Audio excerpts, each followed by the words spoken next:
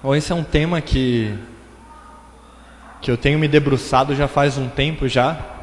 E foi muito interessante quando eu conversei com o David em dezembro, propondo, né? Olha, David, eu queria falar disso, eu queria falar da missão e a glória de Deus. Eu acho que é muito importante pra gente.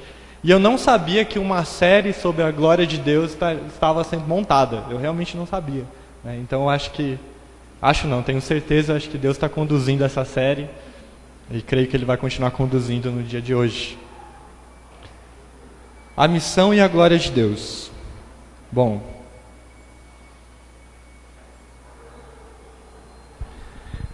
eu acredito que a missão e a glória de Deus são algo intrinsecamente ligado. Não dá para separar as duas coisas. Não dá para separar. São duas coisas ligadas, totalmente ligadas. Aliás, a missão existe para a glória de Deus. Eu não sei se você já se perguntou, mas é muito importante. Algumas perguntas cruciais sobre propósito, sobre por que você existe. Você já se fez essas perguntas? Por que eu existo? Por que eu estou aqui? Por que existe uma missão? Que missão é essa? O que mais importa para Deus? Você já se fez essa pergunta?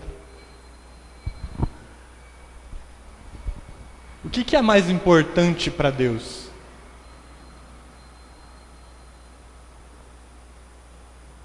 Bom, eu gostaria de responder essas perguntas com a palavra de Deus. Eu acho que é daí que a gente deve tirar essas respostas. E eu gostaria que vocês abrissem lá em Romanos 11. A gente vai abrir bastante a Bíblia hoje, tá, gente?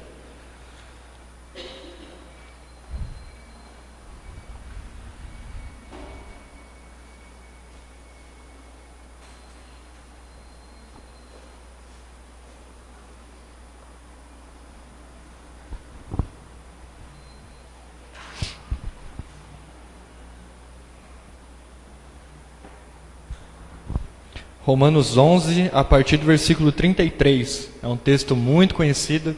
Tem até uma música do Diante do Trono, antiga, né, baseado nesse texto. Diz assim, versículo 33. Ó profundidade da riqueza, tanto da sabedoria como do conhecimento de Deus. Quão insondáveis são os seus juízos, e quão inescrutáveis os seus caminhos. Quem, pois, conheceu a mente do Senhor? Ou quem foi o seu conselheiro? Ou quem primeiro deu a ele para que ele venha a ser restituído? Porque dele, e por meio dele, e para ele são todas as coisas. A ele, pois, a glória eternamente. Amém. Vamos abrir lá em Isaías 43 também?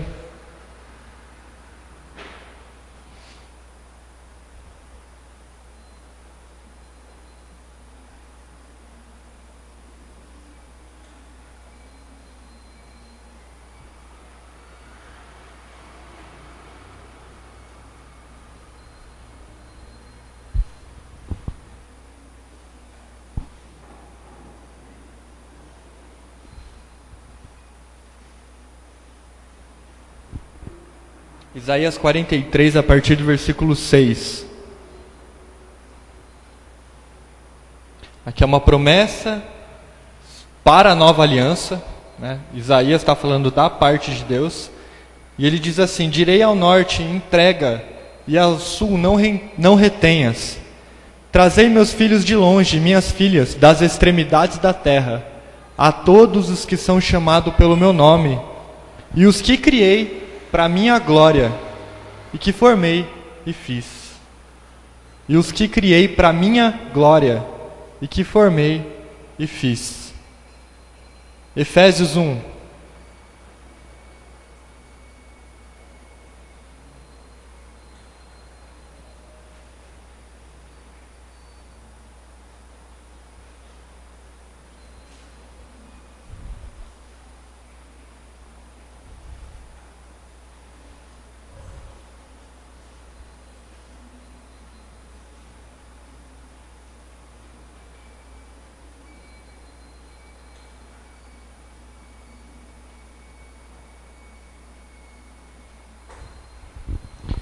Efésios 1, a partir do versículo 3. Bendito Deus e Pai de nosso Senhor Jesus Cristo, que nos tem abençoado com toda sorte de bênção espiritual nas regiões celestiais, em Cristo, assim como nos escolheu nele, antes da fundação do mundo, para sermos santos e irrepreensíveis perante ele. Em amor, nos predestinou para ele, para a adoção de filhos, por meio de Jesus Cristo, segundo o beneplácito de sua vontade, para o louvor da glória de sua graça, que ele nos concedeu gratuitamente no amado. Vamos pular para o versículo 12. A fim de sermos para o louvor da sua glória, nós o que de antemão esperamos em Cristo. Até aqui. Eu gostaria de enfatizar nesse texto só 2 versículos, é um texto muito rico, daria para ficar a manhã toda nesse texto. Mas eu queria enfatizar o versículo 6 e o versículo 12. Para o louvor da glória de sua graça. Nós fomos criados, adotados por Cristo, por Deus, através de Cristo, para o louvor da glória de sua graça. E mais uma vez ele repete aqui, a fim de sermos para o louvor da glória de sua graça. Você e eu e toda a criação, tudo que existe, foi criado primariamente para a glória de Deus. E na verdade o que mais importa para Deus é a glória dele mesmo. Eu sei que isso pode soar um pouco forte, pode soar um pouco pesado, mas vamos desenvolvendo o raciocínio aqui. Deus criou todas as coisas para a glória dele. E eu vou enfatizar, vou abrir vários textos aqui provando o quanto que a glória de Deus é importante para ele. Eu queria que vocês voltassem lá para Isaías 42.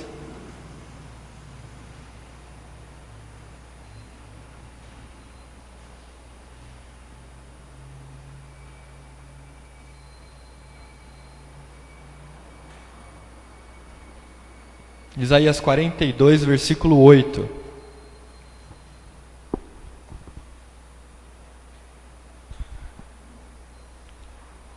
Mais uma vez o profeta Isaías falando da parte de Deus contra a idolatria de Israel. E olha o que ele diz: eu sou o Senhor, e este é o meu nome. A minha glória, pois, não darei a outrem, nem a minha honra às imagens de escultura. Eu sou o Senhor, e este é meu nome, a minha glória, pois não darei a outrem, nem a minha honra às imagens de escultura. Vamos pular lá para o capítulo 48 agora.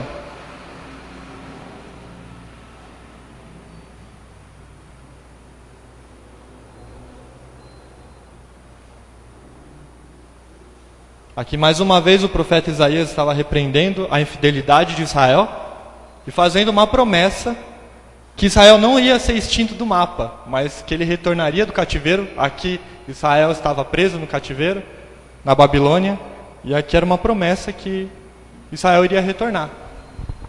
E olha o que ele diz lá no versículo 9. Por amor de meu nome, retardarei a minha ira, e por causa da minha honra, me conterei para contigo, para que te não venha a exterminar. Eis que te acrisolei, mas disso não resultou prata. Provei-te na fornalha da aflição. Por amor de mim é que faço isto. Porque como seria profanado o meu nome? A minha glória não dou a outrem. Por amor de mim, ele enfatiza bem, deixa bem enfatizado, é que faço isso. É por amor de mim que eu não vou destruir a Israel. É por amor de mim que eu vou restaurar, na verdade, Israel. Vamos pular lá para Ezequiel, um pouquinho para frente só, que eu acho que é mais forte ainda.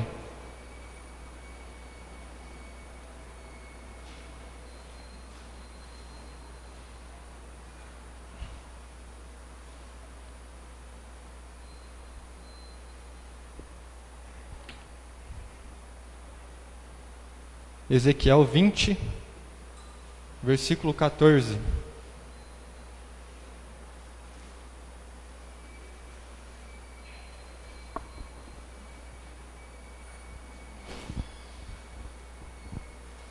Esse capítulo ele é muito interessante, depois vocês podem ler ele todo, mas aqui o profeta está descrevendo desde o Êxodo, né, desde a saída do Egito, do povo de Israel, vai citando os milagres e no versículo 14, que é o que a gente vai ler aqui, ele diz assim: o que fiz, porém, foi por amor de meu nome, para que não fosse profanado diante das nações, perante as quais os fiz sair. O que fiz, porém, foi por amor de meu nome, para que não fosse profanado diante das nações, perante as quais os fiz sair. Vamos pular lá para o capítulo 36 agora? Quero deixar bem enfatizado isso, que a glória de Deus é o que mais importa para Ele, mais do que até a mim e você.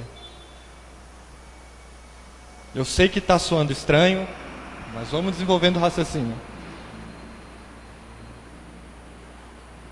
Ezequiel 36, versículo 22. Aqui mais uma vez era uma promessa que Deus iria restaurar o povo de Israel. O povo estava cativo na Babilônia. E olha o que o profeta Ezequiel disse da parte de Deus, a partir do versículo 22. Capítulo 36, versículo 22. Dize, portanto, à casa de Israel: assim diz o Senhor Deus: não é por amor de vós que eu faço isso, ó casa de Israel, mas pelo meu santo nome que profanaste entre as nações, para onde foste. Vindicarei a santidade do meu grande nome que foi profanado entre as nações, o qual profanaste no meio delas. As nações saberão que eu sou o Senhor. Perdi aqui. Que eu sou o Senhor, diz o Senhor Deus, quando eu vindicar a minha santidade perante elas. Pula para o versículo 32 agora. Não é por amor de vós, fique bem entendido, que eu faço isso, diz o Senhor Deus. Envergonhai-vos e confundi-vos por causa dos vossos caminhos, ó casa de Israel. Vamos pular lá para Êxodo agora, Êxodo 14.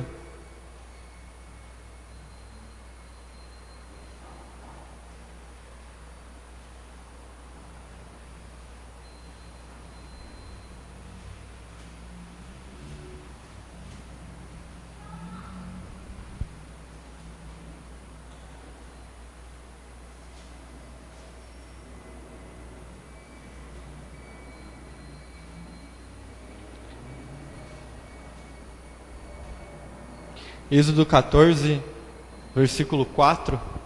Eu sei que é bem controverso esse texto, mas vamos lá. Endurecerei o coração de Faraó, para que os persiga, e serei glorificado em Faraó, e em todo o seu exército, e saberão os egípcios que eu sou o Senhor. Eles assim o fizeram. Pula só um pouquinho para Êxodo 9 agora.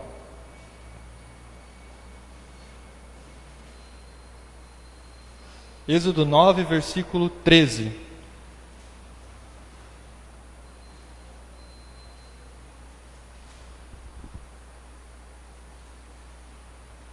Disse o Senhor a Moisés: levanta-te pela manhã cedo, apresenta-te a Faraó, e dize-lhe: assim diz o Senhor, o Deus dos Hebreus, deixa ir o meu povo, para que me sirva, pois esta vez enviarei todas as minhas pragas sobre o teu coração, e sobre os teus oficiais, e sobre o teu povo, para que saibais que não há quem me seja semelhante em toda a terra. Pois já eu poderia ter estendido a mão para te ferir, a ti e ao teu povo, com pestilência, e teria sido cortado da terra. Mas deveras, para isso te hei mantido, a fim de eu mostrar-te o meu poder, e para que seja o meu nome anunciado em toda a terra. Aqui, Moisés estava anunciando a 7ª praga, e o texto é muito claro, ele diz que, olha, Deus já poderia ter extinto o povo do Egito, por não ter libertado o povo de Israel, já poderia ter ferido a Faraó, mas ele não fez isso, porque ele manteve Faraó para que ele pudesse multiplicar os seus milagres ali no Egito, para que o nome dele fosse conhecido. E no texto que a gente leu anteriormente, onde diz que Deus endureceu o coração de Faraó para não deixar o povo ir, ele fez justamente isso para que ele multiplicasse mais uma vez os seus milagres e o nome dele fosse conhecido e glorificado. A glória de Deus é algo muito importante para Deus. Na verdade, é o que mais importa. E Ele criou tudo isso, toda a criação Ele criou para a glória dEle. Vamos abrir lá em Atos 12.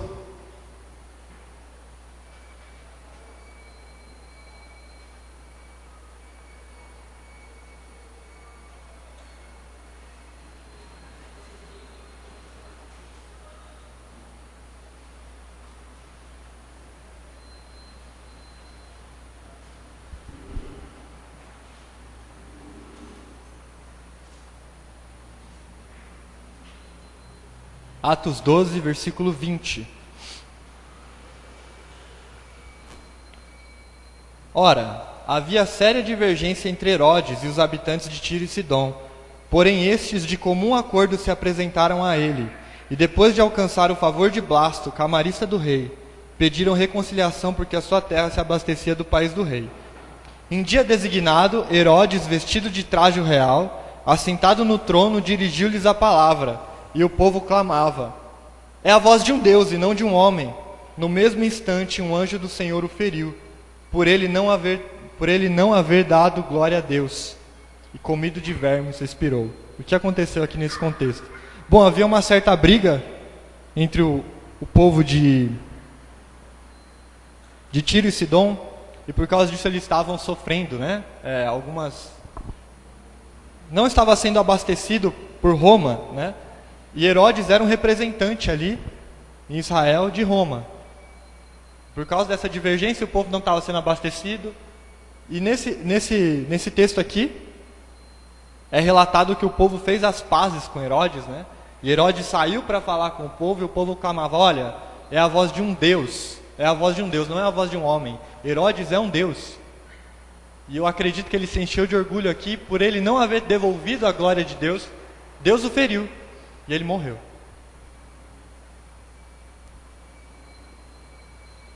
A glória de Deus é algo que mais importa para Deus. Na verdade, vou enfatizar de novo, tudo foi feito para a glória dele mesmo. Tudo foi feito. Eu queria agora só conceituar um pouquinho o que é glória, só para ficar bem claro, né? Porque o que é glória? O que é glória? A gente esvazia muitas vezes os termos, mas glória é algo muito interessante, tem um significado muito profundo. A palavra glória, no hebraico, é a palavra kavod. K-A-V-O-D. Kavod. Toda vez que aparece no Velho Testamento que foi escrito em hebraico, é essa palavra, kavod. Em grego, que é o Novo Testamento, é a palavra doxa, deoxizá. Para desespero geral da nação brasileira, a palavra Shekinah não está na Bíblia, tá, gente? Não existe essa palavra na Bíblia, nem no Velho, no Novo Testamento. Não sei de onde tiraram, mas ela não está na Bíblia, tá? Glória é kavod no hebraico, e no Novo Testamento é doxa. E o interessante é que a raiz da palavra kavod é a palavra keved. Keved significa peso. Então a palavra glória derivou dessa palavra, que significa peso. Peso. A glória remete a algo pesado. Pesado. Eu não sei se vocês já... Eu gosto muito de coisas históricas, né? E do período ali onde os reis governavam. E era uma prática muito comum o rei ele se vestir com trajes reais, com uma coroa pesada, com uma vestimenta cheia de ornamentos, e ele se apresentava aos seus súditos ali. E os súditos olhavam e falavam: nossa, olha, o rei está pesado, ele tá pesado, a presença do rei, ela está pesada, né? Glória tem a ver com isso. Glória tem a ver com isso, né? Glória tem a ver com fama também, tem a ver com fama, com beleza, né? Com uma história construída. Eu gosto muito de futebol, né? Vou usar um exemplo aqui. Quando um jogador que já ganhou vários títulos, né, um jogador bom, renomado, um time contrata ele, a gente fala, né, olha, tal time fez uma contratação de peso. Glória tem a ver, como eu disse, também com um nome, né? Com um nome, né? Quando alguém tem um sobrenome de história, a gente fala, olha, fulano é uma pessoa de nome, né? Hoje em dia, aqui no Brasil, a gente perdeu um pouco dessa tradição, mas antigamente era mais comum. Glória tem a ver com fama, com reputação, com beleza também. Eu não sei se vocês lembram aquele texto de Mateus 6, onde Jesus está falando, né, o Sermão do Monte, e ele diz que para a gente olhar para os lírios do campo e não se preocupar, porque nem Salomão, em toda a sua glória, se vestiu como um deles, né, como os lírios do campo. Então, glória tem a ver com reputação, beleza, fama. Agora eu queria devolver uma pergunta para vocês refletirem. Deus ter criado todas as coisas para a glória dele é algo egoísta? Vocês já pararam para pensar sobre isso? Está soando um pouco egoísta, né? Você acha que é algo egoísta? Deus ter feito todas as coisas para a glória dele? E na verdade, ele tem um amor próprio maior do que por mim e por você? É algo egoísta? É um ato de amor também, Deus ter criado todas as coisas para a glória dele? Óbvio que é, né? Óbvio que é um ato de amor e óbvio que não é um ato egoísta, né? Porque Deus não, em si, ele não peca, ele não tem pecado. Deus é santo. A pergunta que a gente deveria fazer, eu acho que era, por que então não é um ato egoísta Deus ter criado todas as coisas para a glória dele? Bom, vamos conversar um pouco sobre isso. Eu não sei se vocês já notaram, mas o ser humano é o único ser criado que tem a capacidade de contemplar as coisas. Eu não sei você, mas eu nunca vi um animal, um cachorro, sei lá, um gato, contemplando o pôr do sol. Eu nunca vi. Eu nunca vi. Eu nunca vi um cachorro arrumar a mesa quando vai jantar ali, bem bonitinho, deixar tudo bem arrumadinho para comer. Eu nunca vi. Cachorro, você joga comida no chão, ele, enfim, ele come do jeito que está ali, não liga para estética, não liga para beleza. Não liga, ele não contempla. O ser humano é diferente. O ser humano é o único ser que tem a capacidade de contemplar as coisas. Isso é algo muito interessante e importante. Uma vez eu vi um pastor citando uma filósofa, o interessante é que ela era uma filósofa ateia ainda, eu acho que até já falei sobre isso aqui. E ele disse que essa filósofa, ela fez uma citação falando que o momento mais feliz da vida dela foi quando ela contemplou a paisagem do Grand Canyon. E ela não sabia explicar o porquê que ela era assim. Ela não sabia. Para pensar nos momentos mais felizes da sua vida. Quando foi? Quando foi? Talvez foi quando você contemplou algo belo, ou contemplou um feito, não sei, o nascimento do seu filho, casamento, porque é algo belo, é algo, né, é algo glorioso, esses momentos. Eu gosto muito de futebol, né? Eu quando vejo um gol bonito, eu me encho, falo, nossa, que golaço, né? E aquilo me enche de alegria, né? É porque, na verdade, a glória é um eco da glória de Deus. Esses momentos, a beleza, toda a beleza, na verdade, ela é um eco da glória de Deus. Ela é um eco da glória de Deus. Nada se compara a Deus. Nada. Nada. Não existe nada de mais belo e mais glorioso do que o nosso Deus. Você pode colocar, sabe, todas as coisas criadas de um lado da balança. Você pode colocar as estrelas, as artes, não sei, você gosta aí, um filme da hora, não sei. Se você colocar Deus do outro lado da balança, se você colocar Jesus do outro lado da balança, ele vai pesar muito mais. Ele vale muito mais, ele é muito mais belo e glorioso do que qualquer coisa que existe. Você foi criado para contemplar a Deus. E não existe nada mais de glorioso do que o próprio Deus. Tem uma frase do John Piper que eu gosto muito, que ele diz que Deus é mais glorificado em nós quando nós nos satisfazemos nele. Quando nós estamos satisfeitos nele.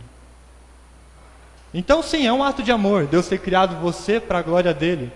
Na verdade, não seria um ato de amor se ele não fizesse dessa forma, porque ele estaria te privando de quem ele é. Ele estaria te privando de contemplar quem ele é. Então sim, é um ato de amor, Deus ter criado todas as coisas para a glória dele. E é um ato justo também. E é um ato justo também ele se amar mais do que todas as coisas. E buscar que todos o glorifiquem, porque ele merece toda a glória e toda a honra. Ele merece. É uma questão de justiça. Ele merece. Ele merece. Não existe nada que mereça mais do que ele. Então sim, é um ato de amor Deus ter criado todas as coisas para a glória dele, e também é um ato justo. É um ato justo. Olha que interessante lá em João 17. Vamos abrir lá, rapidinho.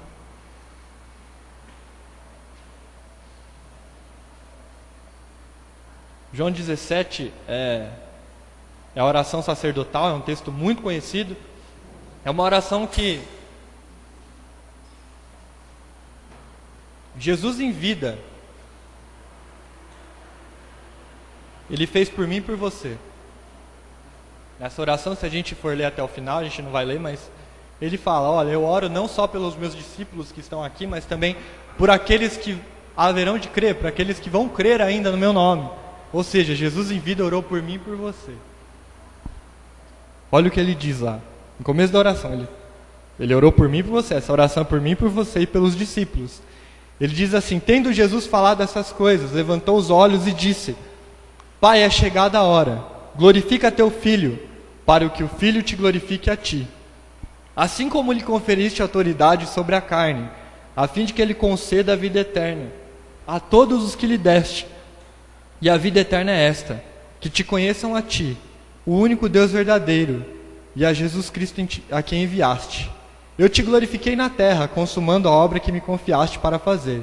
E agora glorifica-me, ó Pai, contigo mesmo, com a glória que eu tive junto de ti, antes que houvesse mundo. Até aqui tá bom. Olha que interessante, ele está orando por mim e por você, e o assunto primário ali é a glória dele. É a glória dele. É porque faz muito sentido. E é muito importante a glória dele para mim e para você. É muito importante. E olha, Deus não criou também, Ele não criou as coisas, não fez eu e você e toda a criação, porque Ele tem uma necessidade em si de ser glorificado. Não, Ele criou a gente por amor. Na verdade, a criação ela é um transbordar da glória de quem Ele é, né? Então sim, Ele criou você para a glória dele, mas isso é um ato de amor. Ele não precisava criar nada. Ele já era satisfeito nele, no relacionamento da Trindade. Outra coisa importante pontuar é que a adoração, glorificar a Ele, produz um efeito muito interessante em nós. Em Salmo 115, a gente pode ler, notar isso naquele salmo, mas eu não vou abrir lá. Mas lá o salmista diz que a adoração nos faz ficar parecidos com aquilo que a gente adora. Então, viver adorando a Deus, o glorificando, produz um efeito muito interessante em nós.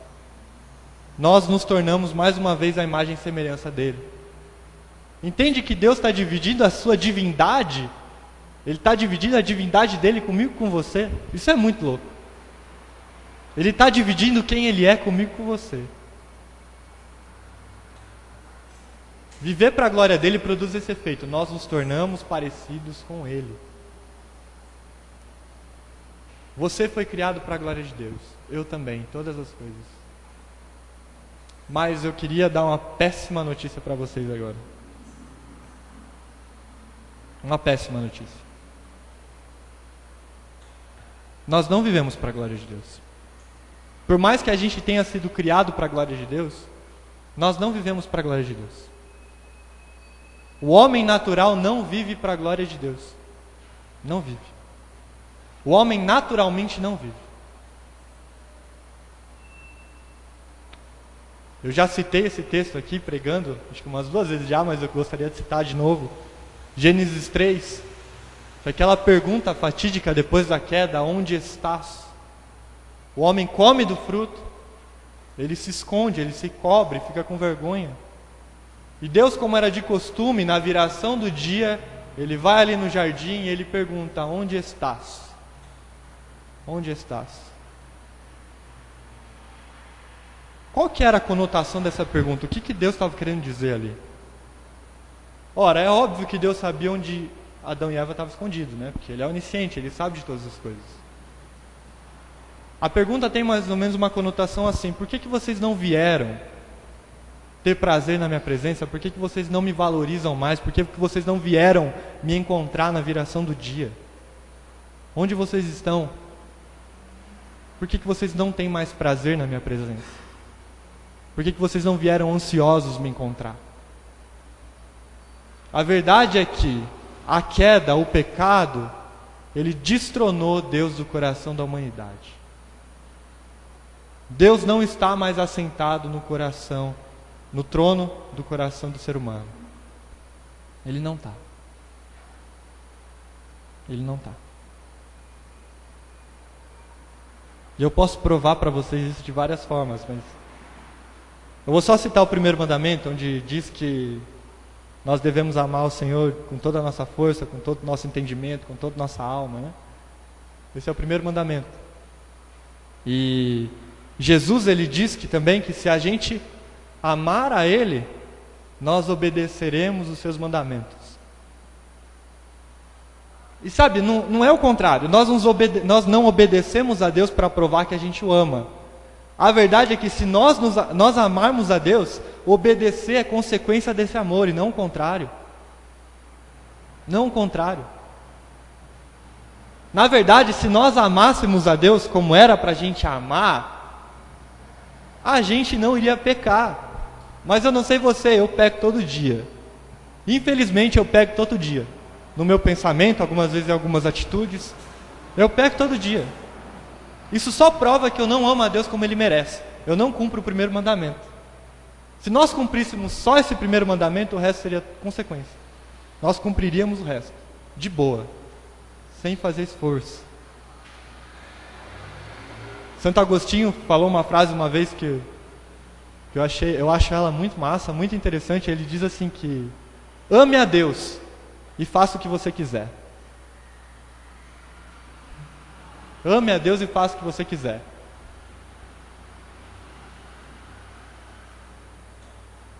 Porque se de fato nós amarmos a Ele, nós não iremos pecar. Mas nós pecamos.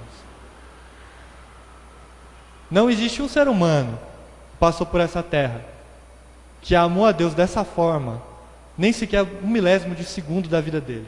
Com toda a tua força, todo o teu entendimento, toda a tua alma, não existe. Nenhum ser humano sequer que amou a Deus dessa forma, por 1 milésimo de segundo. A queda destronou Deus do nosso coração.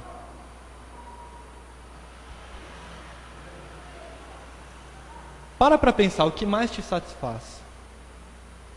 O que mais te dá prazer? É buscar conhecê-lo? É buscar conhecê-lo através da leitura da palavra, da oração? Ou são as coisas criadas? É um filme? É um carro novo? É jogar um futebol, assistir um futebol? É ter um relacionamento com o seu cônjuge? E eu não estou falando nem de coisas ilícitas aqui. Coisas lícitas. O que mais te satisfaz? Porque amor sim, é uma escolha, mas é um sentimento também. Não dá para tirar isso. Não dá. Você tem prazer em estar com a pessoa que você ama. Você tem prazer. O que mais te satisfaz? É o próprio Deus ou são as coisas criadas? E Paulo vai argumentar isso lá em Romanos 1. Vamos abrir lá? Olha o que ele diz.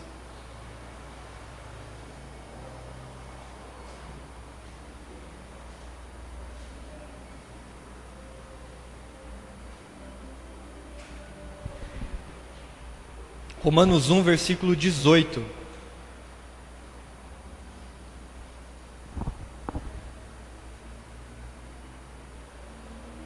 A ira de Deus se revela do céu contra toda impiedade e perversão dos homens, que detêm a verdade pela injustiça, porquanto o que de Deus se pode conhecer é manifesto entre eles, porque Deus lhe manifestou.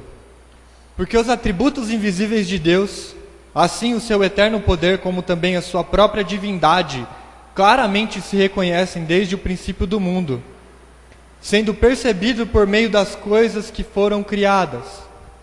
Tais homens, aqui Paulo está falando de toda a humanidade, são por isso indesculpáveis, porquanto, tendo conhecimento de Deus, não o glorificaram como Deus, nem lhe deram graças, antes se tornaram nulos em seus próprios raciocínios, obscurecendo-lhes o coração insensato, e culcando-se por sábios, tornaram-se loucos e mudaram a glória do Deus incorruptível, em semelhança da imagem de homem, corruptível, bem como de aves, quadrúpedes e répteis. Por isso, Deus entregou tais homens à imundícia pelas concupiscências do seu próprio coração, para desonrarem o seu corpo entre si. Pois eles mudaram a verdade de Deus em mentira, adorando e servindo a criatura em lugar do Criador, o qual é bendito eternamente. Amém. O argumento do apóstolo Paulo aqui é muito interessante. Ele diz assim, é muito claro também. Ele fala, olha, primeiramente eu queria dizer para vocês que Deus está irado com a humanidade. Deus está irado. Deus é um Deus irado. E tem um motivo. Tem um motivo. Porque, vocês podem olhar e ver que existem coisas que foram criadas, existe a criação.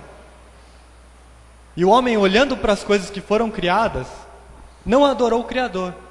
Porque se existem as coisas criadas, é óbvio que existe um Criador. É óbvio. Mas o homem não quis adorar o Criador, mas sim quis adorar as coisas que foram criadas em lugar do Criador. Quis adorar e servir a criatura ao invés do Criador. É basicamente isso que eu estava dizendo para vocês. Nós preferimos, nós amamos mais as coisas criadas do que o próprio Deus. E com isso nós não rendemos glória a Ele. Nós não honramos a glória a Ele. Na verdade, nós, com os nossos sentimentos e com as nossas ações, nós olhamos para Deus todos os dias, para a glória dEle e falamos, olha, nós não preferimos o Senhor não é tão glorioso assim, o Senhor não merece tanto, eu prefiro as coisas que o Senhor criou. Elas merecem mais glória e merecem ser amadas mais do que o próprio Senhor. Nós fazemos isso todos os dias. E olha, sem contar ainda antes de a gente ter nascido de novo, né? Que daí era milhões de vezes pior. Milhões de vezes pior. E Deus está irado com tudo isso. Porque nós pisamos na glória dEle, nós pisamos na honra dEle todos os dias. Deus está irado com a humanidade. É uma ira justa. É uma ira santa. Não é uma ira pecaminosa. Faz sentido Ele estar irado. É justo Ele estar irado. Mas graças a Deus, agora vem as boas notícias. Graças a Deus que Ele não nos deixou dessa forma. Graças a Deus que Ele fez algo. E a boa notícia é Jesus Cristo. É Jesus.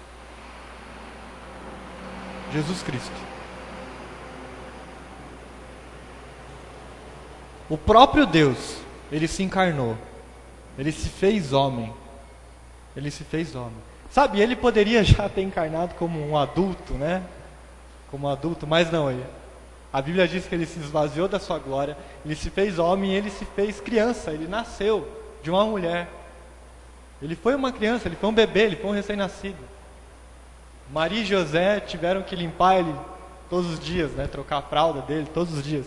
Imagina, o Criador sendo, né, na pele de uma criança assim, passando por essa situação.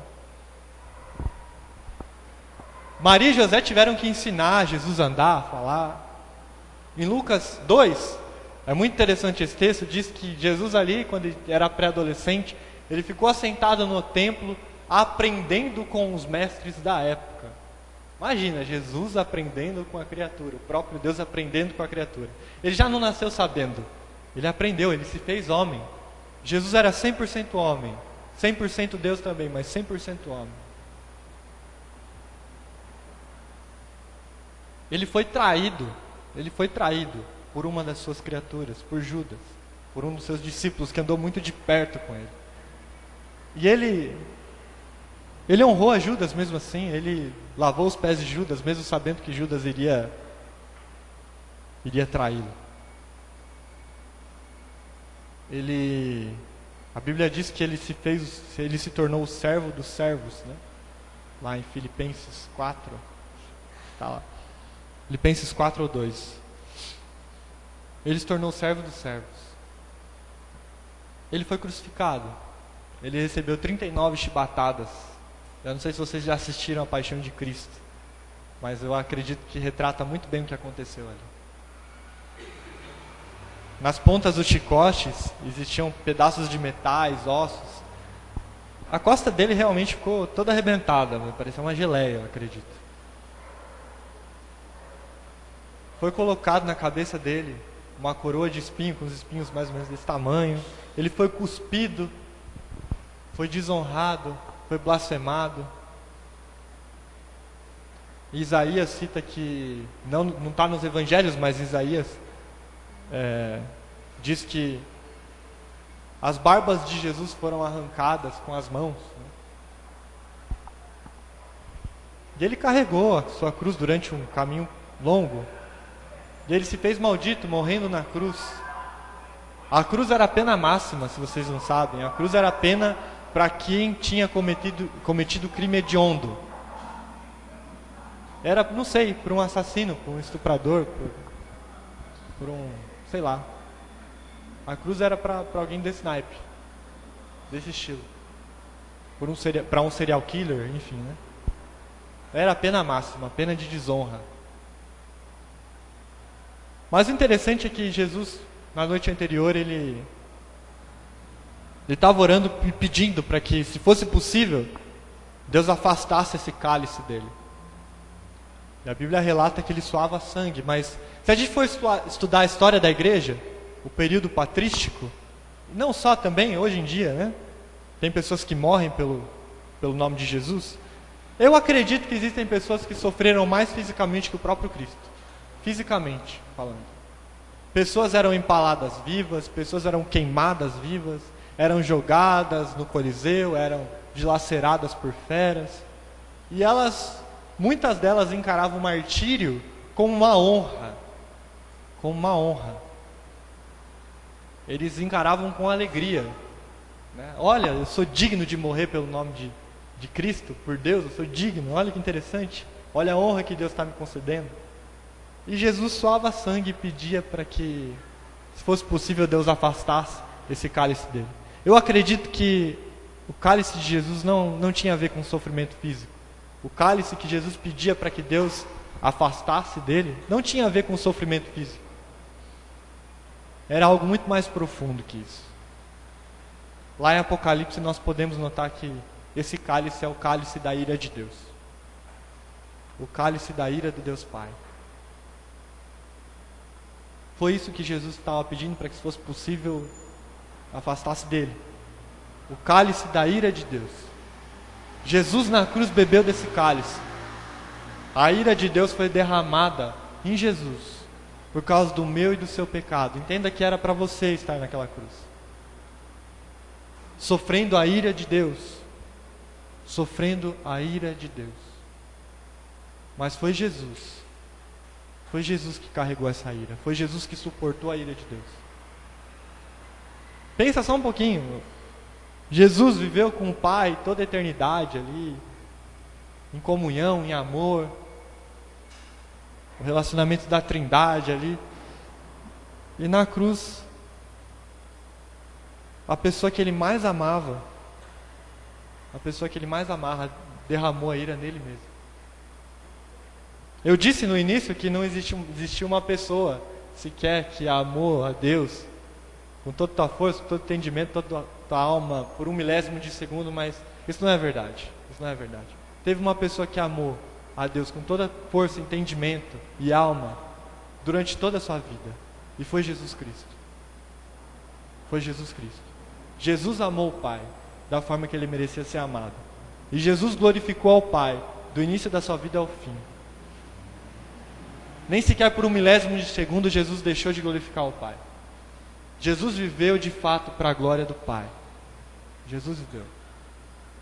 Ele era o único que não merecia. Ele era o único que não merecia. E na cruz, Jesus morreu por mim e por você. Tem uma palavra interessante na Bíblia. Paulo cita ela, João cita ela, que Jesus foi a propiciação pelos nossos pecados. A palavra propiciação é uma palavra interessante. Ela significa um sacrifício que apazigua a ira de Deus. Jesus foi a propiciação pelos meus e os seus pecados. A Bíblia também diz que na cruz Jesus pagou o preço. Ele nos comprou. Ele nos redimiu. A palavra redenção, ela tem a ver com uma prática que era comum no Velho Testamento. Quando uma pessoa ela devia para outra pessoa no Velho Testamento e não tinha condição de pagar, ela era tomada como escrava e vivia durante 7 anos debaixo do senhorio da pessoa pela qual ela estava devendo. Vamos supor, eu estou devendo para o Juninho, eu não tenho condição de pagá-lo, ele tinha o direito de me tomar por escravo, e durante 7 anos eu deveria servi-lo, depois de 7 anos eu era liberto. Mas existia um apêndice nessa lei, onde um parente da pessoa que foi tomada como escrava, poderia comprá-la, redimi-la da escravidão. Então, vamos supor que eu sou tomado por escravo, pelo Juninho, eu estou servindo ele, um parente meu, um irmão, um pai, um primo, um tio, sei lá, poderia ir para o Juninho, pagar um preço, que era fixado, me comprar e me libertar. Isso era redenção. Jesus nos redimiu da escravidão do pecado também. Ele comprou na cruz um coração novo, um coração de carne, está em Ezequiel. Um coração de carne agora inclinado a obedecê-lo e a amá-lo. Jesus comprou um coração novo para mim e por você. E se de fato nós nos arrependermos de quem nós somos, da nossa natureza pecaminosa, dessa não glorificação a Deus que a gente comete todo dia, né? Nos arrependermos todos os dias e depositarmos a fé em Jesus Cristo, nós nos tornamos filhos novamente.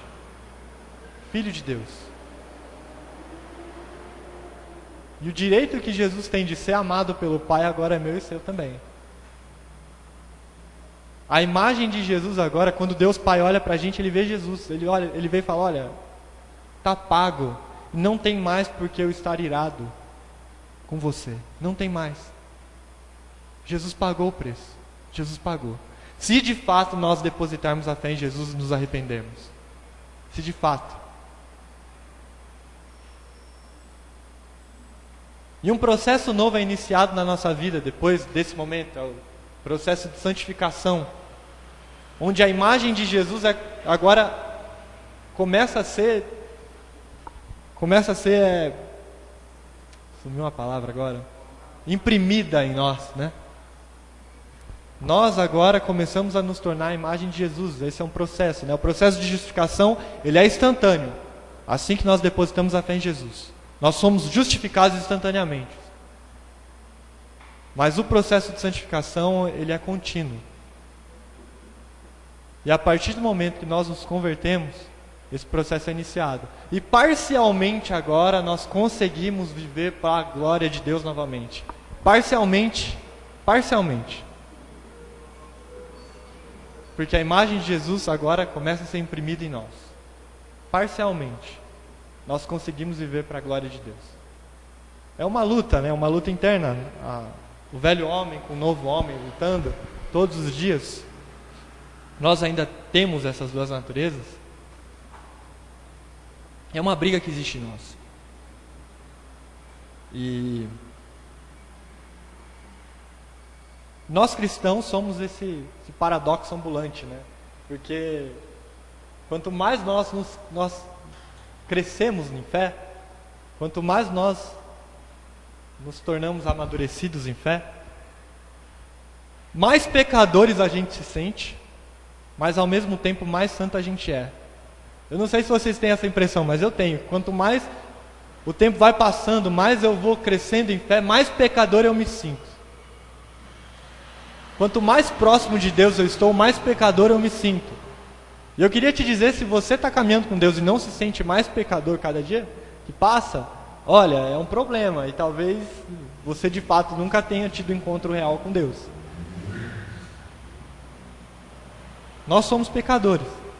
E quanto mais nós nos aproximamos da santidade de Deus, nós olhamos para Ele, mas nós olhamos para nós e olhamos o quanto nós somos defeituosos.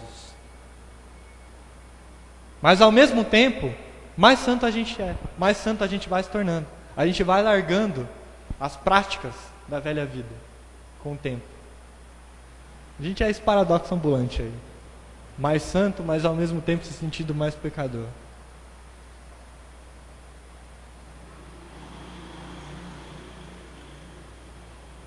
E, gente, missão, falando agora um pouco da missão, a missão só existe por um motivo. Que assim como eu e você já fomos, não glorificávamos a Deus como Ele merecia, existem pessoas que também não glorificam a Deus.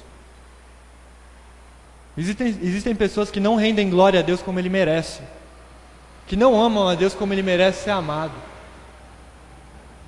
E missão é isso, gente, é pregar o Evangelho, é viver o Evangelho, para que essas pessoas possam olhar para a gente, para a mensagem do Evangelho, e se arrependerem, e render glória a Deus. Sim, é uma verdade que uma pessoa que se não se converte, não se arrepende, ela vai para o inferno, vai viver toda a vida no inferno, toda a eternidade no inferno, sendo punida. Isso é uma verdade bíblica, não tem como a gente fugir disso, é uma verdade. Mas primariamente a gente faz missão para a glória de Deus, e não por amor ao próximo. Eu sei que isso pode soar um pouco estranho, mas é para a glória de Deus que a gente deve fazer missão, é para a glória de Deus que a gente deve viver, é para a glória de Deus que a gente deve trabalhar, é para a glória de Deus que a gente deve pregar o Evangelho para o nosso vizinho, é para a glória de Deus que a gente deve cruzar o mundo e pregar o Evangelho.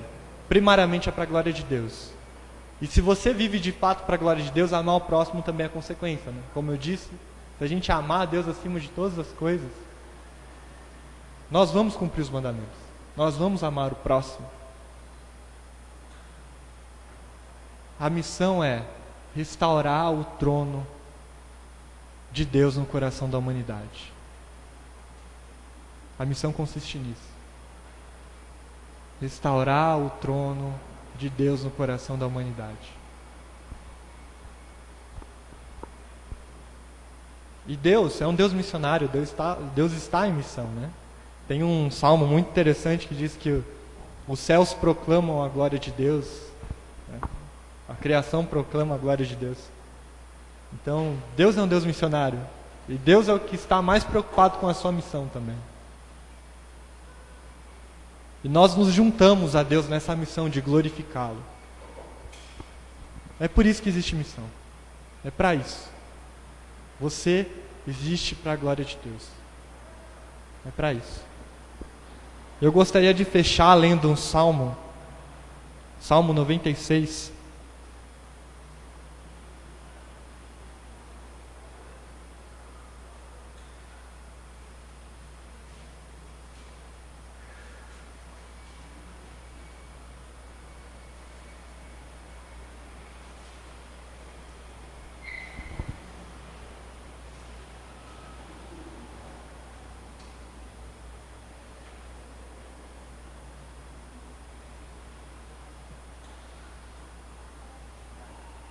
Eu queria que, pensando sobre essa pregação, a gente lesse agora com essa ótica, tudo foi exposto aqui, lê esse salmo agora. Esse salmo se chama Tributo à Glória e Majestade de Deus. Olha o que diz lá. Cantai ao Senhor um cântico novo, cantai ao Senhor todas as terras. Cantai ao Senhor e bendizei o seu nome. Proclamai a sua salvação dia após dia. Anunciai entre as nações a sua glória, entre todos os povos as suas maravilhas. Porque grande é o Senhor e muito digno de ser louvado, temível, mais que todos os deuses. Porque todos os deuses dos povos não passam de ídolos. O Senhor, porém, Ele fez os céus. Glória e majestade estão diante dEle, força e formosura no seu santuário. Tributai ao Senhor, ó famílias dos povos, tributai ao Senhor glória e força. Tributai ao Senhor a glória devida ao seu nome. Trazei oferendas e entrai nos átrios. Adorai ao Senhor na beleza da sua santidade. Tremei diante dele todas as terras. Dizei entre as nações: reina o Senhor. Ele firmou o mundo para que não se abale, e julga os povos com equidade. Alegrem-se os céus e a terra exulte, ruja o mar e a sua plenitude. Folgue o campo e tudo que nele há, regozijem-se todas as árvores do bosque, na presença do Senhor. Porque vem, Ele vem julgar a terra, julgará o mundo com justiça e os povos consoante a sua fidelidade. Ele vem julgar a terra e julgará o mundo com justiça e os povos consoante a sua fidelidade.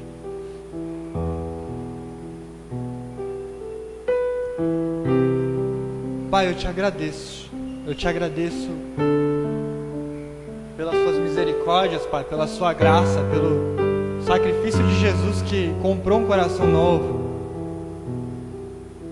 pra gente, ó Pai. Um coração agora que tem o Senhor como o nosso maior tesouro, que olha para o Senhor e vive para a tua glória, Pai. Obrigado por essa restauração que o Senhor fez em nós, Deus. E que eu te peço que cada dia mais e mais o Senhor venha a nos ensinar a viver para a tua glória, Pai. A moldar o nosso coração de tal forma que nós venhamos a te glorificar todos os dias, ó Pai. Que nós venhamos a viver para a tua glória. Que nós não venhamos a roubar a tua glória ou dar a tua glória para outras coisas, ó Pai. Eu te peço que o Senhor venha restaurar, de fato, o teu trono no nosso coração, Pai. Se assente novamente, ó Deus, no trono do nosso coração, Pai. Eu te peço isso, Pai. Nos ensine, ó Deus. Obrigado, Pai. Obrigado por ter nos criado para a tua glória, Pai. Obrigado por isso, Deus. Eu sou grato. Obrigado pelo teu amor, ó Pai, que não nos deixou na nossa condição, Deus. Obrigado, Pai. Obrigado. Nos ensina a viver para a tua glória, Pai. Nos ensina. Nos ensina a anunciar o teu evangelho com as nossas palavras, mas também com as nossas ações. Venha o teu reino, Pai. Venha o teu reino. Venha o teu reino. Em nome de Jesus.